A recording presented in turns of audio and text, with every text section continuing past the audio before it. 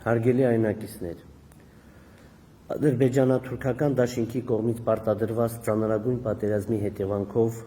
կորցնելով մեր սուրբ հայրենիքի զգալի մասը եւ հազարավոր պայծառ կյանքեր, այնուամենայնիվ մեր ժողովրդի հավաքական ուժի եւ կամքի շնորհիվ մեր նվիրյալ զավակների արյան գնով մեզ հաջողվել է պահպանել Արցախ աշխարհի մեծ հայքի պատմական 10-րդ նահանգի մի մասը, որտեղ շարունակելու է ապրել, արարել ու պայքարել արցախահայությունը հանուն իր իրավունքների ու ազատությունների, հանուն ազգային արժանապատվության ու հարատևման։ Նախ եւ առաջ կուզեի իմ խորին ցավակցությունները հայտնել բոլոր զոհվածների հարազատներին եւ ողջ հայ ժողովրդին, անդառնալի ու ծանր կորուստների համար։ Մենք ցմահ երախտապարտ ենք ու պարտավոր ենք հայրենիքի համար ընկած յուրաքանչյուր հերոսի եւ նրա հարազատների, մեր երախտապարտ ենք նաեւ հայրենիքի պաշտպանության գործին այս կամ այն ձևով սրտանց մասնակցած յուրաքանչյուր անձի, զինվորից մինչեւ սփյուռքահայ մանուկ, առաջնագծից մինչեւ խորը թիկունք։ Ինչպես արդեն հայտարարվել է Արցախի եւ Հայաստանի Հանրապետություններում դեկտեմբերի 19-ից հայտարարվելու է երրորդյա սուկ, ոգեկոչելու համար պատերազմի ընթացքում զոհված մեր հայրենակիցների հիշատակը։ Պետք է արձանագրել, որ չնայած առկա ծանր մարտահրավերներին, Արցախի Հանրապետության անկախությունն ու սահմանադրությունը գործում են նույնությամբ, դեռ ավելին, մեզ պարտավորեցնում են առավել վճռականորեն շարունակել իրենց պատմական, արժեքային ու իրավաքաղաքական հիմքի արցախյան շարժման պայքարն ու ոգին։ Հարկ է արձանագրել նաև, որ միջազգային հարաբերություններում մարդու իրավունքների պաշտպանությունը մնում է զուտ հռչակագրային ցանկություն, որի ապահովման ուղղությամբ միջազգային հանրությունը հիմնականում չի կատարել իր ստանձնած պարտավորությունները, աչք փակելով հայության հանդեպ կատարած մարդկության դեմ հանցագործության աղաղակող փաստերի առջև։ Այս դժվարագույն իրավիճակում մենք պարտավոր ենք ուղիղ նայել իրականության աչքերին, արձանագրել առկա խնդիրները, դնել հստակ նպատակներն ու քրտնաջան, հետևողական, խելացի ու համատեղ աշխատանքով հասնել այդ նպատակներին։ Թե ինչ ունենք եւ ինչ պետք է անենք, հակիրճ ներկայացնեմ ըստ ոլորտների։ Անվտանգություն։ Անշուշտ մեր քաղաքացիների անվտանգության ապահովումը պետության գլխավոր առաջնահերթությունն է, քանի որ առանց անվտանգ միջավայրի հնարավոր չէ մնացած ոլորտներում հաջողություններ ու զարգացումներ արձանագրել։ Այդ համատեքստում լիովին հասկանալի է, որ նաև հետպատերազմյան ժամանակաշրջանում քաղաքացիներին ու իշխանություններին ամենաշատ հուզող հարցերը վերաբերում են անվտանգությանն ու առնչվող անորոշություններին։ Մի կողմից ունենք պատերազմի հետևանքով շուրջ 2.5 անգամ երկարած շփման գիծ ադրբեջանական կողմի հետ, կոնկրետ հատվածներում անմիջական մոտեցում մեր որոշ բնակավայրերի եւ խիստ սահմանափակված Մայր Հայաստանի հետ հաղորդակցության միջոցներ։ Մյուս կողմից ունենք սուղ մարդկային ու տեխնիկական միջոցներ եւ սահմանափակ ժամանակ նոր առաջնագիծն ամրացնելու համար, իսկ երրորդ կողմից ունենք ողջ հայ ժողովրդի ու Հայաստանի Հանրապետության շարունակական աջակցությամբ եւ Ռուսաստանի Դաշնության խաղաղապահ զորակազմի ներկայությամբ պայմանավորված անվտանգության երաշխիքներ։ Այժմ Արցախի իշխանությունները կատարում են հնարավոր ամեն ինչ մեր լիազորությունների ու կարողությունների սահմաններում առկա անվտանգային մարտահրավերների չեզոքացման ու անորոշությունների հստակեցման ուղղությամբ, որոնց մի մասը կախված է նաև ամենաբարձր մակարդակի միջազգային բանակցությունների արդյունքներից։ Այնուամենայնիվ, անկախ առկա օբյեկտիվ դժվարություններից մեկ բան ակնհայտ է մեզ համար, այն է, պաշտպանության բանակը ողջ հայության աջակցությամբ շարունակելու է իր գործառույթներն ու ջանքերը Արցախի բնակության ֆիզիկական անվտանգության ապահովման ուղղությամբ, որոնք լրացում են Ռուսաստանի Դաշնության խաղաղապահ զորակազմի երաշխիքներով։ Այնուհանդերձ, ադրբեջանական կողմը շարունակում է իր մշտական սադրիչ վարքագիծը, որի ցնցուն օրինակներից են վերջին օրերին նրանց գործողությունները Խծաբերդի ու Բերդաձորի հատվածներում։ Պաշտպանության բանակի զինծառայողների եւ ռուս խաղաղապահների կողմից կանխվել են ադրբեջանական զինծառայողների տարբեր սանդրանքներ իսկ 3 երեկոյան նրանց դուրս է մղել Շուշիի հին Շենգյուղի մեծակայքից։ Այս օրերին Բերդաձորի ուղղությունը ոչ միայն չի տուժել, իսկ հակառակորդին թույլ չի տվել մուտք գործել որևէ բնակավայր։ Ցավոք Խծաբերդի ուղղությամբ մեր մի քանի տասնյակ զինծառայողներ գերի են ընկել ադրբեջանական կողմին եւ այժմ պաշտպանության նախարարությունը պարզում է բոլոր հանգամանքները։ Ես անձամբ հետևողական եմ լինելու, որ այս միջադեպի մեղավորները ենթարկվեն իրավապահ պատասխանատվության։ Նրանց արագ ու անվտանգ վերադարձը հայրենիք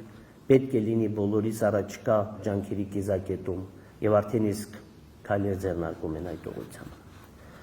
Հաշվի առնելով Ռուսաստանի Դաշնության ստանձնած խաղաղապահ մանդատն Արցախում, ակնհայտ է, որ նոյեմբերի 9-ի եռակող հայտարարության դրույթների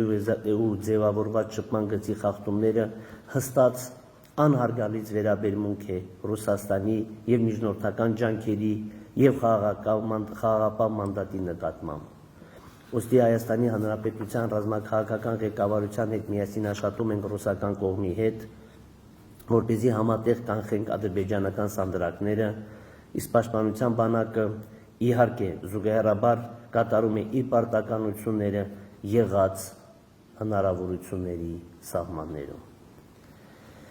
Արտաքին քաղաքականություն։ Արցախի հանրապետության արտաքին քաղաքական ուղղություններն ու առաջնահերթություններն ընդհանուր առմամբ չեն փոխվել, սակայն կրել են փոփոխություններ իրենց ուժգնության առումով։ Մասնավորապես հարկ է առանձնացնել հետևյալ հիմնական ուղղություններն ու նպատակները։ Արտաքին քաղաքականության գլխավոր ուղղությունը Արցախի ժողովրդի անվտանգության ապահովումն է նաև քաղաքական գործիքակազմով։ Պետք է Արցախի ու Հայաստանի Հանրապետության արտաքին քաղաքական ամբողջ ներուժը խելացի ու հետևողական կերպով սպասարկի այդ առաջնահերթ նպատակի իրագործմանը, ապահովելով կայուն, տևական ու արժանապատիվ անվտանգ միջավայր սեփական հայրենիքում ապրելու համար։ Երկրորդ ուղղությունը Արցախի միջազգային կարգավիճակին առնչվող հարցերի հստակեցումն է, որը ենթադրում է Արցախի հանրապետության անկախության միջազգային ճանաչում, հիմնված մեր ժողովրդի ինքնորոշման իրավունքի իրացման փաստի անվերապահ ճանաչման վրա։ Եթե նախապատերազմյան ժամանակահատվածում հակամարտության կարգավորման հիմքում դրված էին 3 հիմնական սկզբունքներ՝ ուժի եւ ուժի սպառնալիքի կիրառման բացառում, ժողովրդների ինքնորոշման իրավունք եւ տարածքային ամբողջականություն, ապա այս պատերազմը պարզապես վերացրել է դրանցից երկուսը՝ ուժի սպառնալիքի բացառման ու տարածքային ամբողջականության սկզբունքների իմաստը։ Մասնավորապես աշխարհի համար քննարկումից դուրս է այն ճշմարտությունը, որ Ադրբեջանն է դիմել ուժի կիրառման, որի ընթացքում համակարգված ու դիտավորյալ կերպով կատարվել է մարդկության դեմ ուղղված եւ բազմաթիվ պատերազմական հանցագործություններ Թուրքիայի ու վարձկանների ակտիվ մասնակցությամբ։ Ընդ որում, այժմ ոչ մի տեսանելի հիմք չկա պնդելու, որ միջազգային հանրությունը ցանկություն ունի պատժելու Ադրբեջանին ուժի ապօրինի կիրառման եւ մարդկության դեմ հանցագործության համար։ Բացի դրանից, ուժի կիրառման եւ քաղաքական պայմանավորվածության հետևանքով ոչ միայն Ադրբեջանը չունի միջազգային ընկալմամբ տարածքային ամբողջականության խնդիր, այլև այդ երկիրը վերջին պատերազմում բռնազավթել է 1991 թվականի հռչակմամբ Լեռնային Ղարաբաղի Հանրապետությանը պատկանող որոշ տարածքներ, Իլրոմն 1990 թվականի զավթած այլ տարածքների, տասնյակ հազարավոր բնիկ հայերին դարձնելով անօթևան։ Ուստի, եթե 3 սկզբունքներից երկուսը դարձել են ժամանակավրեպ, ապա պարտադիր է անհապաղ կյանքի կոչել նաև 3-րդ սկզբունքը՝ Արցախի ժողովրդի ինքնորոշման իրավունքի իրացման փաստի ճանաչումը, որպեսզի հնարավոր լինի մտածել հակամարտության կարգավորման մասին։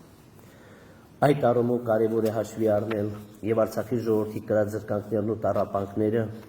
եւ նոր ոչռագործությունների արկա գոյաբանական վտանգները,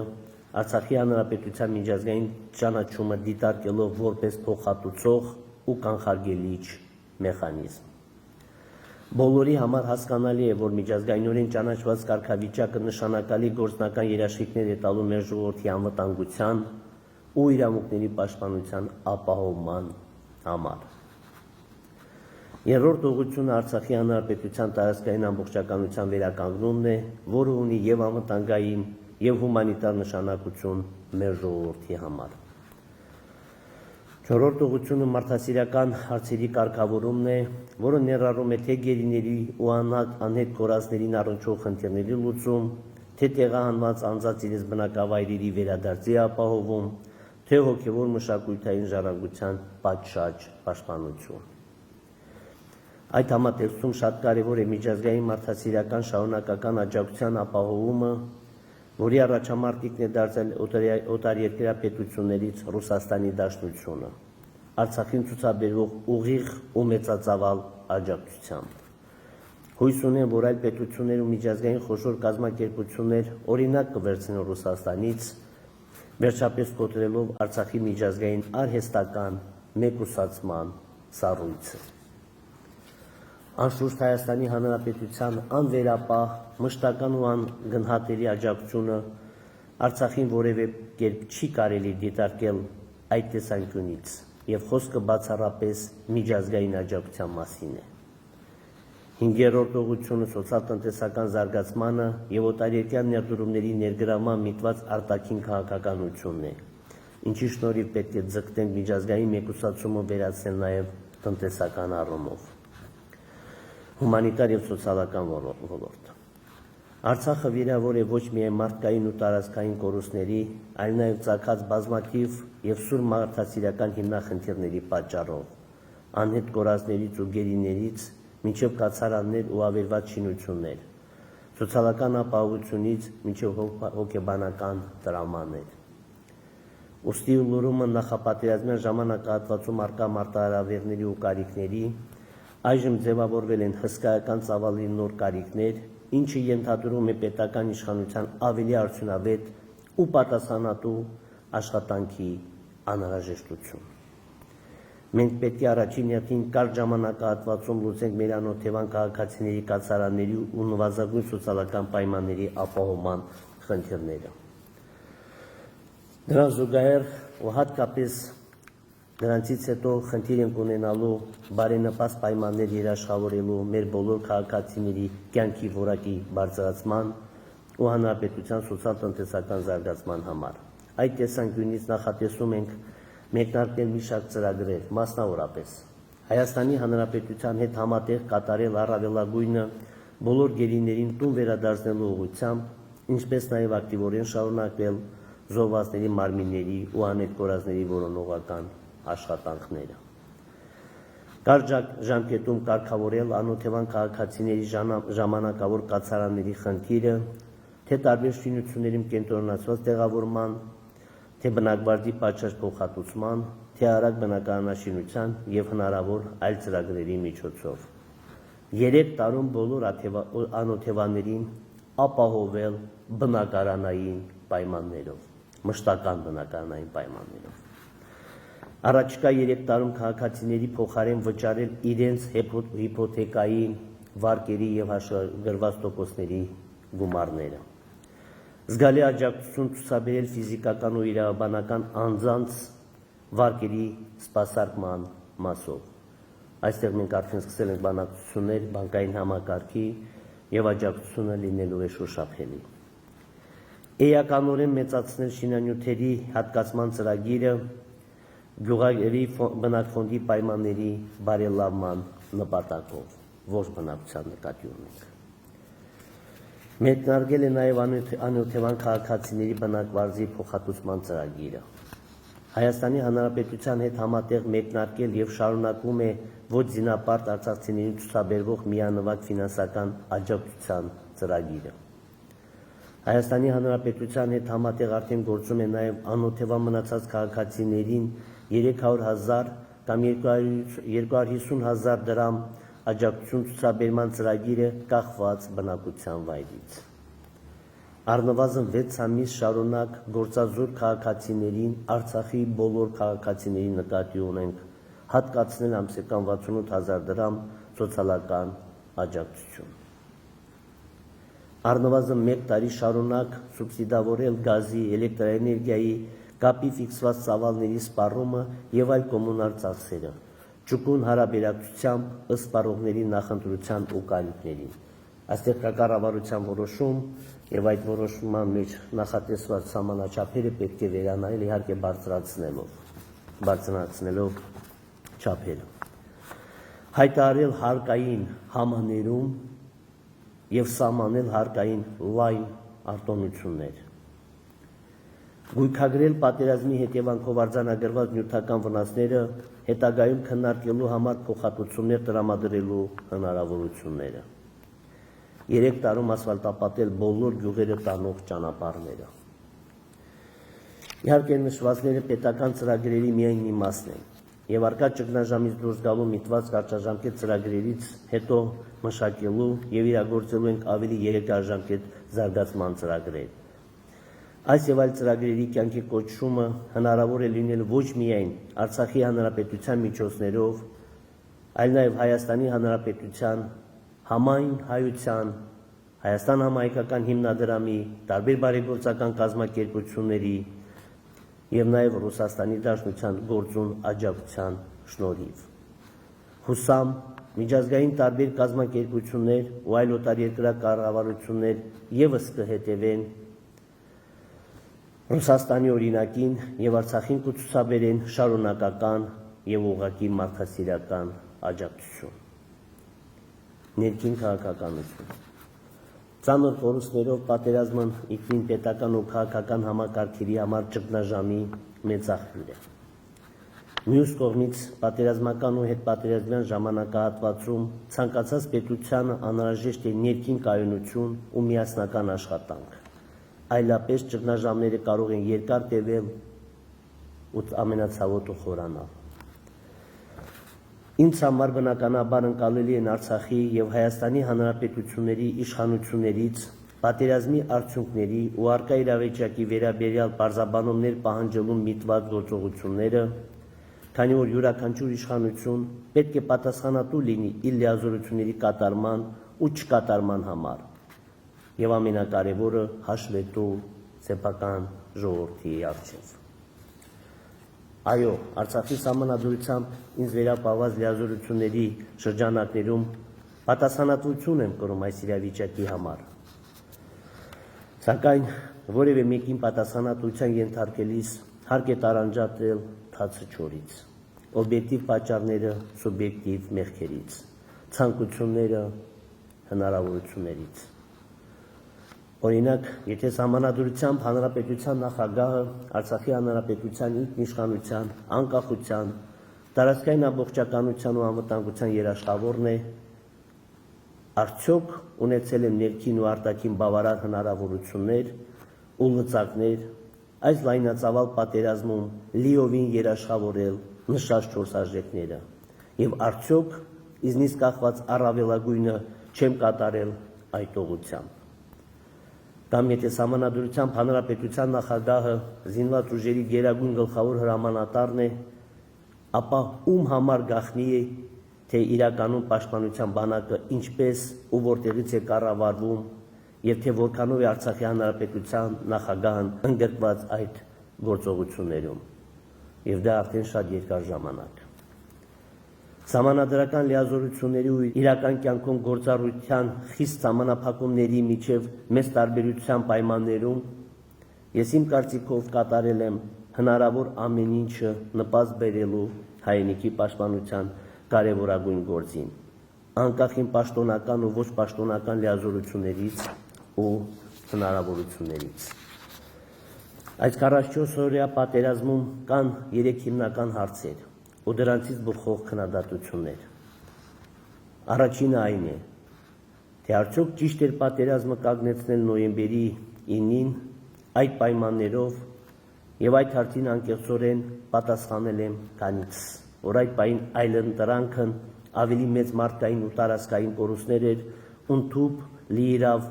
հայրենազրկում։ Երկրորդ հարցն այն է, թե արդյոք հնարավոր չէր ավելի շուտ դադարեցնել պատերազմը հարաբերականորեն ավելի լավ պայմաններով ու ավելի քիչ կորուստներով։ Իսկ երրորդը, թե արդյոք հնարավոր չէր նախօրոք այնպես անել, որ հայկական զինված ուժերը ավելի լավ պատրաստված լինեին պատերազմին։ Վերջի երկու հարցերի պատասխաններն էլ են դրական, սակայն մանրամասնորեն կանդրադառնամ մեկ այլ առիթով, ոչ շատ ուշ։ Այնուամենայնիվ, անկախ առկա իրավիճակի համար իմ իրական ու օբյեկտիվ պատասխանատվության չափից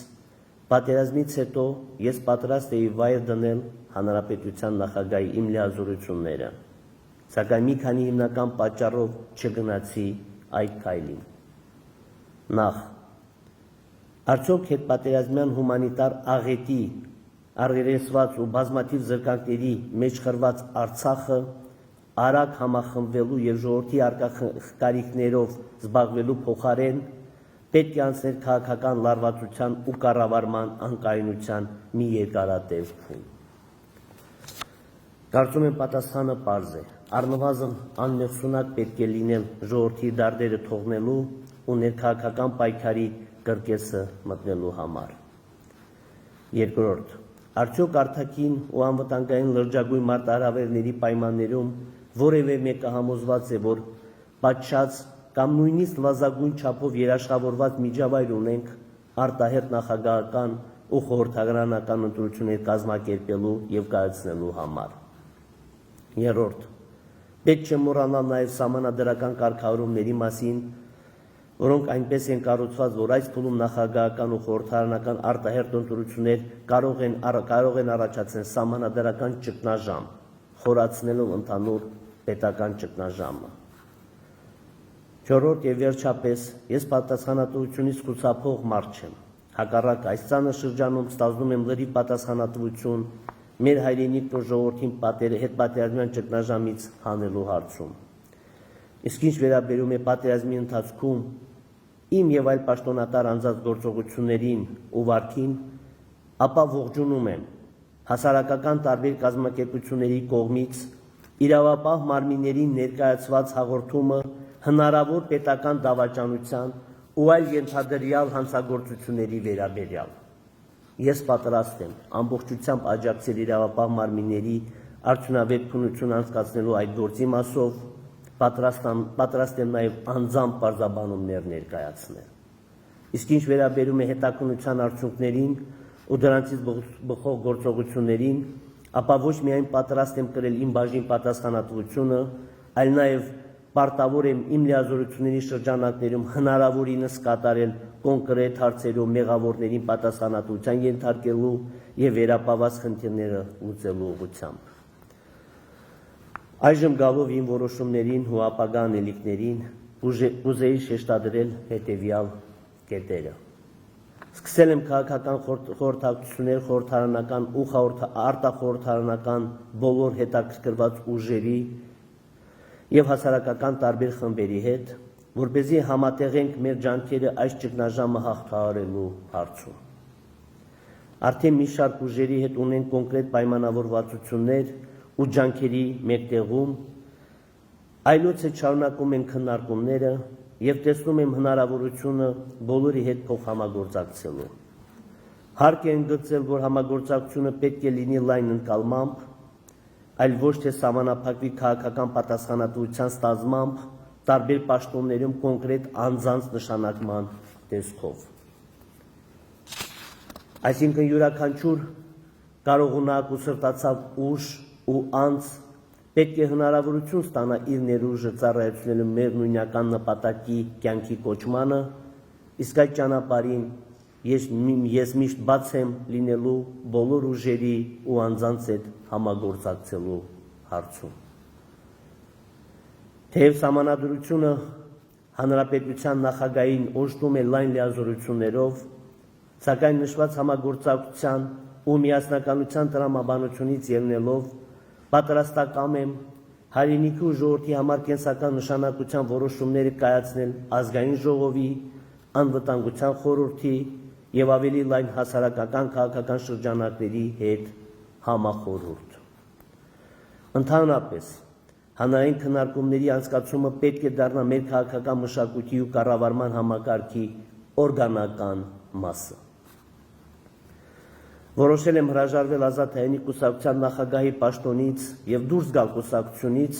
որպեսզի հանրապետության նախագահի պաշտոնում ես կարողանամ գործել եւ ընկալվել որպես պետության վերկուսակցական գլուխ, որպես մի գործիչ,